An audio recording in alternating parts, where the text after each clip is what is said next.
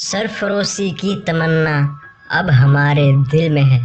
देखना है जोर कितना बाजुए का दिल में है।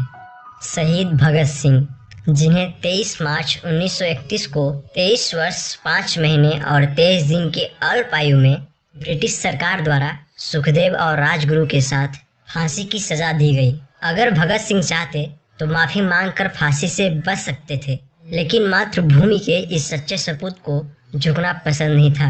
उनका मानना था कि जिंदगी तो अपने दम पर जी जाती है, दूसरों के कंधे पर तो जनाजे उठा करते हैं। भगत सिंह की विचारधारा महात्मा गांधी से बिल्कुल ही अलग थी।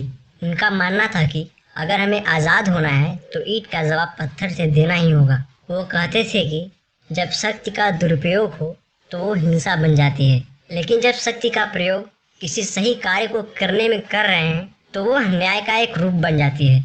दोस्तों, उन्होंने लिखा है कि मेरे सीने में जो जख्म है वो ये सब फूलों के गुच्छे हैं। हमें तो पागल ही रहने दो, हम पागल ही अच्छे हैं। भगत सिंह का जन्म 27 सितंबर 1907 को पंजाब के जिला लायलपुर के बंगा गांव के एक सिख परिवार में हुआ था। बंगा गांव जो कि अब पाकिस्तान में है। भगत सिंह का जब जन्म हुआ था तब उनके पिता सरदार किशन सिंह, उनके चाचा अजीत सिंह और स्वर्ण सिंह अंग्रेजों के खिलाफ खड़े होने के कारण जेल में बंद थे।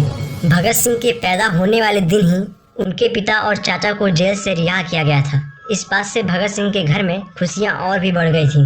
भगत सिंह पढ़ाई के लिए दूसरे सिखों की तरह लाहौर के ब्रिटिश वाले स्कूल में नहीं गए थे, क्योंकि वह ब्रिटिश सरकार की शिक्षा नहीं लेना चाहते थे। इसीलिए उन्होंने दयानंद वैदिक हाई स्कूल में जाकर पढ़ाई की, जो कि आर्य समाज की ही एक संस्था थी। 1919 में जब वह केवल 12 साल के थे, जलियांवाला बाग में हजारों बेगुनाह लोगों को मार दिया गया। उनके दिमाग में यह बात ठेस कर गई थी। इसीलिए 14 वर्ष की आयु में ही अपने व अपने देश की रक्षा के लिए उन्होंने अंग्रेजों को मारना शुरू कर दिया था। वे हमेशा से ही गांधी जी के अहिंसक होने का विरोध करते थे, क्योंकि चौरी चौरा कांड में मारे गए बेकसूर लोगों के पीछे का कारण अहिंसक होना ही था।